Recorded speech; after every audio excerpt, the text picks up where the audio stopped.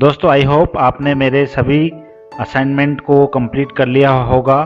मैं इन सभी असाइनमेंट के आंसर बहुत ही जल्दी मेरे ब्लॉग पर अपलोड करने वाला हूं। आप वहां से क्रॉस चेक करके अपने असाइनमेंट के आंसर चेक कर सकते हैं। और ये असाइनमेंट करना बहुत ही ज़रूरी है यदि आप वास्तव में टेली डेवलपर प्रोग्राम सीखना चाहते हैं। बिना असाइनमेंट किए आपको ये प्रोग्राम नहीं आएगा। इसको आपको असाइनमेंट करके ही सीखना पड़ेगा। जैसे आप मैथ्स के क्वेश्चन करके मैथ्स सीखते हैं, उसी प्रकार ये असाइनमेंट करके आपको इस प्रोग्राम को सीखना पड़ेगा। तो आज के इस वीडियो में मैं आपको टैली का बहुत ही इम्पोर्टेंट टॉपिक कलेक्शन, जो बहुत बड़ा टॉपिक है टैली डेवलपर का, उसका छोटा सा मैं पार्ट आपको बताऊंगा। आज मैं आपको कोई कलेक्शन बनाना नहीं सिखा रहा हूँ, बल्कि जो टैली में ऑलरेडी कलेक्शन बने हुए हैं उनको रन करना आपको बता रहा हूँ, उनके रिजल्ट देखना आपको बता रहा हूँ। सबसे पहले तो बात करते हैं कि कलेक्शन क्या होता है। कलेक्शन टैली के अंदर टेबल्स को बोलते हैं, जो टैली की इंटरनल टेबल्स हैं, या फिर हम जो टेबल्स टैली के अंदर बनाना चाहते हैं वो एक कलेक्शन कहलाती हैं। तो जो टेबल्स ऑलरेडी बनी हुई हैं, आज हम उनके मेथड को एक्सेस करेंगे, उनको रन करके उनका आउटपुट देखेंगे। तो चलिए स्टार्ट करते हैं। दोस्तों टैली के अंदर बहुत सारे कलेक्शन बने हुए हैं, उनमें से मैंने कुछ कलेक्शन यहाँ आपके लिए सिलेक्ट किए हैं। इन कलेक्शन में से जो ये लेजर कलेक्शन है, इसका आउटपुट मैं आपको एक्सेस करके दिखाऊंगा। बाकी के कलेक्शन के आउटपुट आपको होम असाइनमेंट के लिए दिए जाएंगे। तो चलिए हम लेजर के ऊपर अपना एक्सपेरिमेंट करके देखते हैं। इसके लिए हम हमारा टैली सॉफ्टवेयर ओपन कर लेते हैं। यहाँ मेरी एक कंपनी ए नाम की लोड हो रखी है, आपको भी एक कंपनी लोड करनी है। उसके बाद आप यहाँ आएंगे कैलकुलेटर में।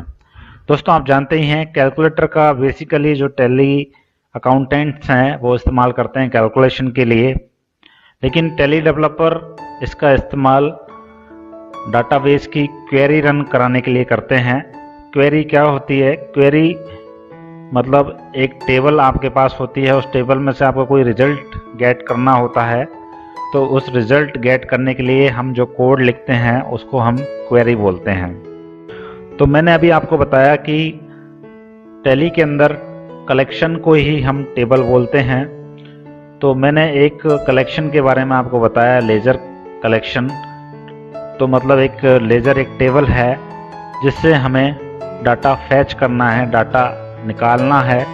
और वो डाटा कैसे निकालेंगे हम? वो SQL क्वेरी लिख करके हम डाटा निकालेंगे। क्वेरी मतलब कोड जो हम डाटा फैच करने के लिए लिखते हैं।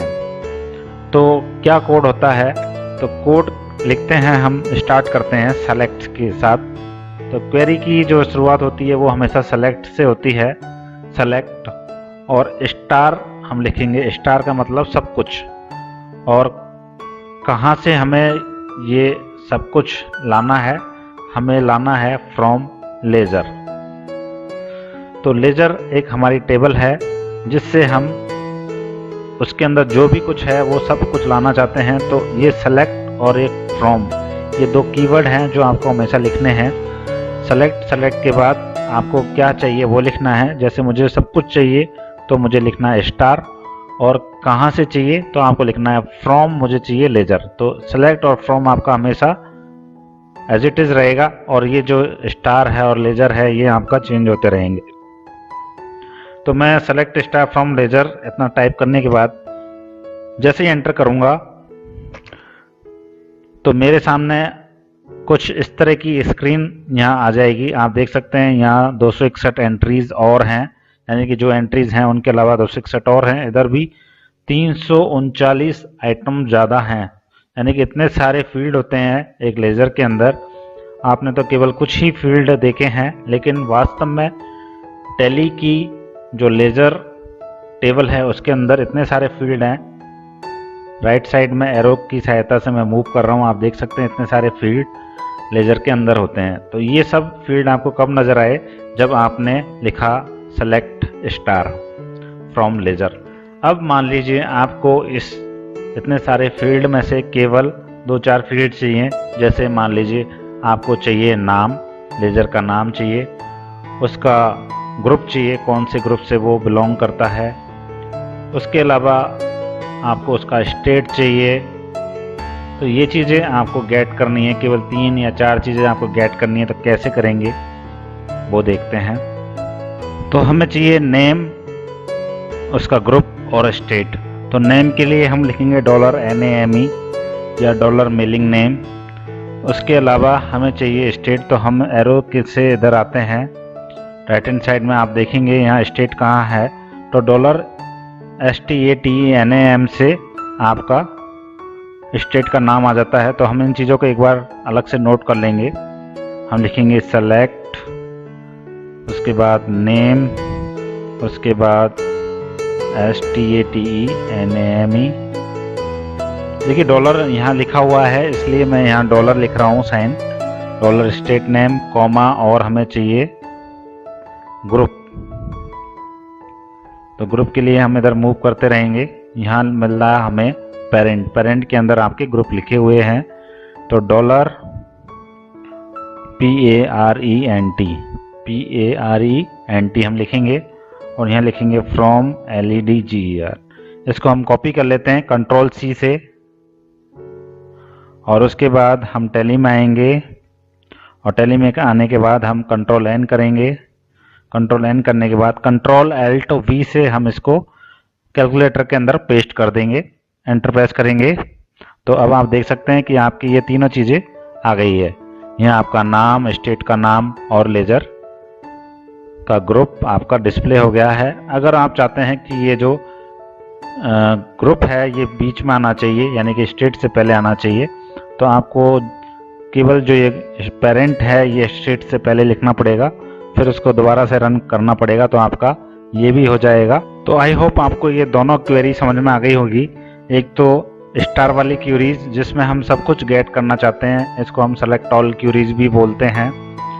और दूसरी क्वेरी जिनमें हम स्पेसिफाई करते हैं किसी फील्ड का नाम, जैसे मुझे चाहिए नेम, स्टेट का नाम और पेरेंट, तो ये ही मुझे फील्ड चाहिए एक टेबल में से। तो केवल ये फील्ड आपकी अलग से आ जाएंगी छट करके। अब इस फील्ड में भी आपके पास 3 फील्ड हैं, इन तीनों फील्ड में भी मैं चाहता हूँ कि जो पेरेंट हैं वो केवल मेरे पास सन्ड्री डेटर के पेरेंट ही रहें, यानी कि सन्ड्री डेटर के लेजर्स ही रहें मेरे पास, और बाकी नहीं आए। अगर ये डाटा आपको चाहिए तो अब आपको एक चीज़ और लिखनी पड़ेगी। जहां आप सेलेक्ट और फ्रॉम लिखते हैं उसके साथ साथ अब आपको एक वेयर कंडीशन भी लिखनी पड़ेगी। तो मैं आपको एक कोड लिख देता हूं। तो मैं यहाँ कैलकुलेटर में आता हूं, यहाँ पर मैं, उसके बाद हम इसी लाइन में कंटिन्यू करते हैं। लाइन नंबर 3 पर अपना कर्सर ला कर का कंटिन्यू करेंगे। स्पेस में लिखूंगा यहाँ और लिखूंगा WHERE वेयर। और मुझे अब कंडीशन लिखनी है कि मैं जो चाहता हूँ वो पेरेंट सन्ड्री डेटर के ही होने चाहिए। तो मैं यहाँ लिखूंगा $PARENT पेरेंट, बराबर का साइन लगाऊंगा इक्वल टू। उसके बाद मैं डबल इन्वर्टेड कॉमास के अंदर लिखूंगा सन्ड्री डेप्टर SUNDRYDEBTORS।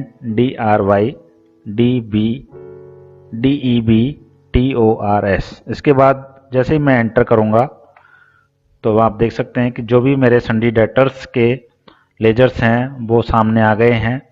अब आप इस पर एक्सपेरिमेंट करके देख सकते हैं, इसको चेंज करके देख सकते हैं।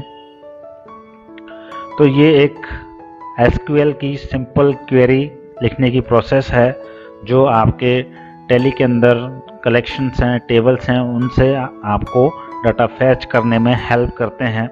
जब हम कलेक्शन डिटेल में पढ़ेंगे तब इसका बहुत ज़्यादा यूज आने वाला है, तो आप बिल्कुल इस पर प्रैक्टिस कीजिएगा। तो प्रैक्टिस करने के लिए यहाँ असाइनमेंट के तौर पर मैंने आपको यहाँ लेजर के बारे में बताया। अब यहाँ दिए गए हैं ग्रुप, स्टेट, कंपनी, करेंसी और स्टॉक आइटम। अब आपको करना क्या है वो मैं आपको बता देता हूँ। मैं यहाँ कुछ क्वेरी लिख रहा हूँ, उन क्वेरीज के आपको रिजल्ट गेट करने हैं। उन क्वेरीज लिख करके मुझे मेल करनी है। तो दोस्तों ये 5 क्वेरी जो आप स्क्रीन पर देख रहे हैं, इनके कोड आपको लिख करके मुझे मेल करने हैं। साथ में जो स्क्रीनशॉट है वो भी मुझे मेल करना है। तो क्वेश्चन नंबर 1 है find name of ledger that are belongs to sundry creditor group. मतलब आपको केवल लेजर्स के नाम निकालने हैं जो सन्ड्री क्रेडिटर ग्रुप में आ रहे हैं। वो कैसे करेंगे, आपको क्वेरी के थ्रू करना है, एसक्यूएल क्वेरी लिखनी है। दूसरा क्वेश्चन है, उन पार्टीज़ के नाम आपको निकाल करके लाने हैं जो राजस्थान स्टेट के अंदर हैं। यदि आपके राजस्थान स्टेट में कोई भी पार्टी नहीं है, 2-3 लेजर क्रिएट कर लीजिएगा, फिर इस क्वेरी को रन करके देखिएगा। उसके बाद आपको सारे स्टॉक आइटम निकाल करके लाने हैं। जो भी पूरी डिटेल है वो डिटेल पूरी टेबल आनी चाहिए स्टॉक आइटम की, वो आपको निकाल करके लानी है। इसी प्रकार आपको करेंसी भी पूरी टेबल निकाल करके लानी है और यहाँ आपको कंपनी का केवल नाम निकाल करके लाना है, फाइंड ऑल कंपनी नेम। तो ये 5 क्वेरी आपको करनी है और इनके रिजल्ट, इनके कोड मुझे मेल करने हैं। आई होप आपको आज का ये वीडियो पसंद आया होगा, समझ में आया होगा। Thank you for watching this video.